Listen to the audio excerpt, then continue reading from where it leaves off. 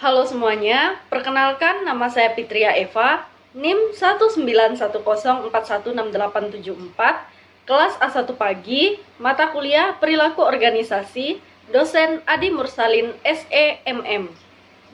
Hari tanggal Senin 8 November 2021. Saya akan membacakan jawaban UTS mata kuliah Perilaku Organisasi. Nomor 1. Jelaskan apa yang dimaksud dengan perilaku organisasi. Jawaban, perilaku organisasi adalah suatu disiplin ilmu yang mempelajari tentang perilaku tingkat individu dan tingkat kelompok dalam suatu organisasi, serta dampaknya terhadap kinerja, baik kinerja individual, kelompok maupun organisasi. Nomor 2, jelaskan pengertian perilaku organisasi menurut para ahli. Jawab, menurut Timothy A. Jutz, Timothy menjelaskan bahwa perilaku organisasi adalah suatu bidang studi yang menyelidiki dampak yang dipunyai oleh suatu individu, kelompok, dan juga struktur pada perilaku yang ada di dalam suatu organisasi. Tujuan dari perilaku organisasi adalah untuk menerapkan ilmu pengetahuan agar bisa meningkatkan keefektifan suatu organisasi. Menurut Toha menerangkan bahwa perilaku organisasi adalah suatu studi yang berhubungan dengan berbagai aspek tingkah laku manusia di dalam organisasi ataupun kelompok tertentu. Khairul Umam. Menurut Khairul Umam, perilaku organisasi adalah suatu bidang studi yang mempelajari dampak dari perorangan, kelompok, dan studi pada perilaku organisasi agar bisa menerapkan pengetahuan terkait tentang berbagai hal tersebut demi perbaikan efektivitas suatu organisasi. Syamsir Torang berpendapat bahwa perilaku organisasi adalah tentang apa yang dilakukan oleh mereka yang ada di dalam organisasi dan bagaimana perilaku mereka mampu memberikan dampak pada performa organisasi tersebut. Nomor 3, sebutkan dan jelaskan tujuan mempelajari perilaku organisasi. Jawabannya, beberapa manfaat dari mempelajari perilaku organisasi adalah sebagai berikut. Yang pertama, perilaku organisasi akan bertindak sebagai map untuk kehidupan keanggotaan yang ada di dalam organisasi. Yang kedua, melakukan penelitian yang sistematis dan berguna untuk memahami dan juga memprediksi kehidupan organisasi. Yang ketiga, perilaku organisasi akan membantu setiap individu dalam memahami perilaku mereka sendiri dan juga orang lain yang berada di dalam organisasi, sehingga bisa meningkatkan hubungan interpersonal antar setiap individu yang berada di dalam organisasi tersebut. Yang keempat, membantu setiap manajer untuk bisa memahami dan juga mempengaruhi lingkungan dan juga kejadian atau masalah yang ada pada organisasinya. Yang kelima, analisis perilaku organisasi juga akan sangat membantu mencegah adanya masalah dalam organisasi. Yang keenam, memberikan motivasi dasar pada setiap manajer agar bisa memberikan pengarahan dan mengontrol bawahannya secara lebih efektif. Yang ketujuh, perilaku organisasi juga berguna untuk menjaga setiap hubungan industrial perusahaan. Dan yang terakhir, jika berbagai prinsip manajemen bisa diterapkan secara efektif di dalam organisasi, maka akan sangat membantu dalam hal memberikan motivasi pada karyawan dan juga mempertahankan mereka di dalam organisasi. Nomor 4, terdapat beberapa bidang ilmu yang ikut memberikan kontribusinya dalam pengembangan ilmu perilaku organisasi. Sebutkan dan jelaskan bidang-bidang ilmu dimaksud. Mengapa bidang ilmu tersebut berkontribusi terhadap perilaku organisasi? Jawabannya, psikologi. Psikologi adalah suatu ilmu pengetahuan yang di dalamnya mengukur, menjelaskan, dan juga mengubah perilaku. Kontribusinya, ilmu ini pada perilaku organisasi adalah dalam hal memotivasi, pembelajaran kepribadian, persepsi, efektivitas kepemimpinan, pelatihan pengambilan keputusan individu, kepuasan kerja, penilaian kinerja, pengukuran sikap, desain kerja, seleksi karyawan, dan juga stres karyawan. Berikutnya, psikologi sosial. Psikologi sosial adalah salah satu bidang dari studi psikolog yang di dalamnya menggabungkan berbagai konsep psikologi dan sosiologi dengan memusatkan perhatian pada saling adanya keterpengaruhan pada tiap orang. Kontribusi studi ini dalam bidang perilaku organisasi adalah perubahan sikap, perubahan perilaku, proses kelompok, dan pengambilan keputusan kelompok. Sosiologi. Sosiologi adalah suatu studi tentang setiap orang dalam hubungannya antar sesama. Pemahaman terkait sistem sosial dan interaksi sosial manusia akan menyatukan dalam suatu sistem sosial. Sumbangsihnya adalah perilaku organisasi adalah tim-tim kerja, dinamika kelompok, perilaku antar kelompok, konflik perubahan organisasi, teori organisasi formal, dan budaya organisasi. Antropologi. Antropologi adalah suatu studi terkait masyarakat, terutama terkait manusia dan juga kegiatannya. Sumbangsihnya dalam perilaku organisasi adalah analisis lintas budaya, nilai komparatif, dan nilai lingkungan organisasional. Ilmu politik. Ilmu politik adalah pengetahuan terkait perilaku individu dan juga kelompok dalam suatu kegiatan ilmu politik. Sumbangsihnya yang sangat kuat dalam perilaku organisasi adalah tentang politik, interorganisasional, konflik, dan juga kekuasaan. Soal nomor 5. Mengapa perilaku organisasi penting dipelajari oleh mahasiswa manajemen? Apakah perilaku organisasi juga perlu dipelajari oleh manajer sumber daya manusia di suatu perusahaan? Kenapa? Jawabannya, salah satu tujuan utama dilakukannya studi perilaku organisasi adalah agar bisa merevitalisasikan teori organisasi dan juga mengembangkan konseptualisasi kehidupan organisasi yang lebih baik. Manajemen sumber daya manusia penting untuk dimiliki oleh sebuah perusahaan atau organisasi adalah melalui kegiatan tersebut perusahaan mampu menciptakan keseimbangan internal perusahaan. Keseimbangan internal tersebut mencakupi tujuan, sasaran, serta aktivitas dari berbagai pihak yang ada di dalam perusahaan tersebut. Perilaku organisasi suatu bidang studi terapan yang mempelajari perilaku manusia di dalam organisasi, baik manusia dalam kapasitasnya sebagai individu maupun manusia sebagai kelompok, mempelajari hubungan antara manusia dengan organisasi, dan hubungan antara organisasi dengan lingkungannya, dalam rangka untuk meningkatkan efektivitas organisasi dan kepuasan karyawan. Bagi seorang manajer, pemahaman terhadap hubungan-hubungan seperti ini bukan merupakan pilihan melainkan sebuah keharusan, karena berjalan dan tidaknya kehidupan organisasi sangat ditentukan oleh manusia sebagai pelaku dan penggerak utama organisasi. Dengan kata lain, jika para manajer gagal memahami persoalan-persoalan di atas, dikhawatirkan organisasi tidak bisa mencapai tujuan yang diharapkan. Soal yang keenam, sebutkan dan jelaskan prinsip-prinsip dalam perilaku organisasi. Jawaban, prinsip perumusan tujuan. Setiap organisasi yang berdiri tentu memiliki tujuan. Misalnya seperti tujuan untuk pemerintahan, badan usaha maupun organisasi kemanusiaan. Sebelum organisasi berdiri, tentu harus dilakukan perumusan tujuan organisasi. Dalam melaksanakan kegiatannya, organisasi harus berjalan sesuai dengan tujuan organisasi. Berikutnya, prinsip pembagian kerja. Untuk menghindari kemungkinan adanya pekerjaan yang tertumpuk dan terjadinya kelalaian dalam pekerjaan pada sebuah unit kerja dalam organisasi, maka harus diadakan pembagian kerja.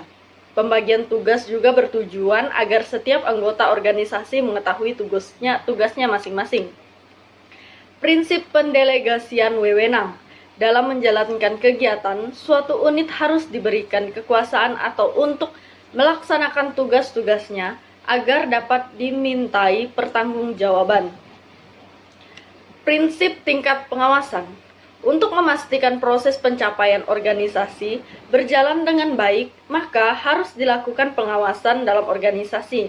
Karena jika suatu organisasi tidak memperoleh pengawasan, maka pencapaian tujuan organisasi tidak maksimal. Prinsip rentang manajemen. Dalam suatu organisasi, perlu kita perhatikan suatu efektivitas dan sebuah efisiensi dari seorang pemimpin. yang dapat membawahi beberapa orang yang dibawahinya, sehingga seorang pemimpin dapat melakukan tugas kepemimpinannya secara efektif, efisien, dan maksimal, serta dapat melakukan tugas pengawasan secara optimal. Prinsip kesatuan pemerintah. Dalam menjalankan sebuah organisasi, seseorang bawahan biasanya mempunyai seorang bos atau atasan. Dari bos tersebutlah kita menerima perintah, dan kepada bos tersebutlah kita memberikan laporan pertanggungjawaban atas pelaksanaan kegiatan pekerjaan kita. Prinsip koordinasi. Prinsip koordinasi ada usaha untuk mengarahkan seluruh kegiatan unit-unit organisasi agar tertuju pada pencapaian tujuan organisasi secara keseluruhan. Adanya pembagian tugas kepada unit-unit kerja tersebut terkadang tanpa kita sadari menimbulkan kecenderungan untuk memisahkan diri dari tujuan organisasi secara keseluruhan. Untuk itu, koordinasi diperlukan agar kita terhindar dari sebuah konflik, dengan mengurangi duplikasi tugas, mengurangi pengangguran, dan memperkuat kerjasama. Soal nomor 7. Jelaskan karakteristik perilaku organisasi. Jawaban 1. Perilaku fokus dari perilaku organisasi adalah perilaku individu dalam organisasi, sehingga untuk memahami perilaku organisasi, maka terlebih dahulu harus dipahami perilaku berbagai individu di dalam organisasi. 2. Struktur-struktur berkaitan dengan hubungan yang bersifat tetap dalam organisasi, bagaimana pekerjaan-pekerjaan dalam organisasi dirancang, bagaimana pekerjaan itu diatur dalam badan organisasi. Struktur organisasi berpengaruh besar terhadap perilaku individu atau orang-orang dalam organisasi, serta efektivitas dari organisasi tersebut. 3. Proses organisasi berkaitan dengan interaksi yang terjadi antara anggota organisasi. Proses organisasi antara lain meliputi komunikasi, kepemimpinan, proses pengambilan keputusan, dan kekuasaan. Salah satu pertimbangan utama dalam merancang struktur organisasi yang efektif adalah agar berbagai proses organisasi tersebut dapat dilakukan dengan efektif dan efisien. 8. Coba saudara jelaskan pendekatan-pendekatan yang digunakan dalam perilaku organisasi. Jawabannya, pendekatan sumber daya manusia dimaksud untuk membantu pegawai agar berprestasi lebih baik, menjadi orang yang lebih bertanggung jawab, dan kemudian berusaha menciptakan suasana di mana mereka dapat menyumbangkan sampai pada batas kemampuan yang mereka miliki, sehingga mengarah kepada peningkatan keefektifan pelaksanaan tugas. Pendekatan kontingensi mengandung pengertian bahwa adanya lingkungan yang berbeda mengkehendaki praktek perilaku yang berbeda pula untuk mencapai keefektifan. Di sini manajemen bersifat universal dan perilaku dapat berlaku dalam situasi apapun. Tidak dapat diterima sepenuhnya pendekatan produktivitas dimaksud sebagai ukuran seberapa efisien suatu organisasi dapat menghasilkan keluaran yang diinginkan. Jadi, produktivitas yang lebih baik merupakan ukuran yang bernilai tentang seberapa baik penggunaan sumber daya dalam masyarakat. Pendekatan sistem terutama diterapkan dalam sistem sosial, di mana di dalamnya terdapat seperangkat hubungan manusia yang rumit, yang berinteraksi dalam banyak cara. Ini berarti dalam mengambil keputusan, para manajer harus mengkaji hal-hal di luar situasi langsung untuk menentukan dampaknya terhadap sistem yang lebih besar, sehingga memerlukan analisis biaya dan manfaat atau cost-benefit analysis. Nomor 9. Apa yang Anda ketahui tentang perilaku individu dan nilai-nilai? Jawabannya, perilaku individu adalah sebagai suatu fungsi dari interaksi antar individu dengan lingkungannya. Individu membawa tatanan dalam organisasi berupa kemampuan, kepercayaan pribadi, pengharapan, kebutuhan, dan pengalaman masa lainnya, menurut Kus Priyanti pada tahun 2015. Nomor 10. Ada dua faktor yang membentuk perilaku individu, sebutkan dan jelaskan. Faktor pertama, kebiasaan yang dilakukan oleh setiap manusia tersebut. Faktor yang kedua, lingkungan di mana manusia tersebut hidup. Dapat dilihat bahwa kebiasaan dan lingkungan merupakan salah satu faktor yang mempengaruhi perilaku manusia. Apabila kita berbicara mengenai perilaku sumber daya manusia di organisasi, maka tentunya tercermin dalam kebiasaan dan lingkungan yang tercipta di organisasi tersebut. Hal itu dapat dijadikan dari etos kerja yang dibangun dalam setiap organisasi. Dengan demikian, apabila sebuah organisasi menginginkan sumber daya manusia yang berperilaku baik bagi organisasi, maka kebiasaan dan lingkungan yang diciptakan dalam organisasi juga harus baik. Soal nomor 11. Jelaskan hubungan antara nilai-nilai dan perilaku individu. Jawaban: hubungan antara nilai-nilai dan perilaku individu, yaitu kebiasaan dan lingkungan, merupakan salah satu faktor yang mempengaruhi perilaku manusia. Apabila kita berbicara mengenai perilaku sumber daya manusia di organisasi, maka tentunya tercermin dalam kebiasaan dan lingkungan yang tercipta di organisasi tersebut.